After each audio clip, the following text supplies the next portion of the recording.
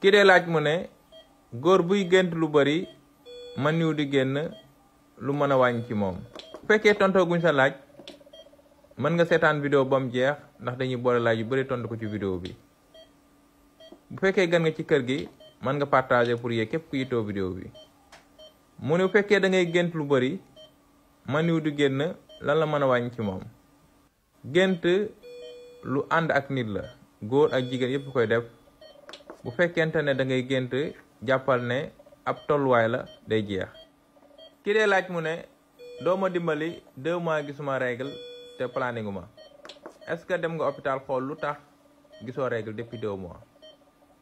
parce que bu fekkente ne nekkul ëmb maanaam sëyoo ci fan yi passé bañ ci xalaat ëmb jàppal ne trouble du cycle la.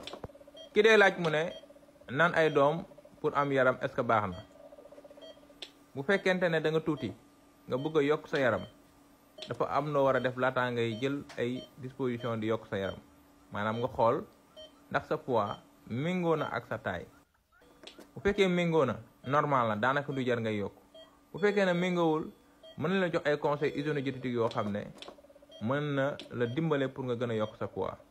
waaye di naan ay doom wala di naan ay sirop ngir gën a am poids te jëloo benn précaution xamoo yan comorbidité nga am xamoo ndax sa xol bi dana ko attan. ki dee laaj mu ne sama règle du génn bu baax 2 jours mu arrêté feebar la bépp règle bu amul 3 jours mu arrêté jàppal ne hypoménorrhée la da ngay dem hôpital ñu defal traitement.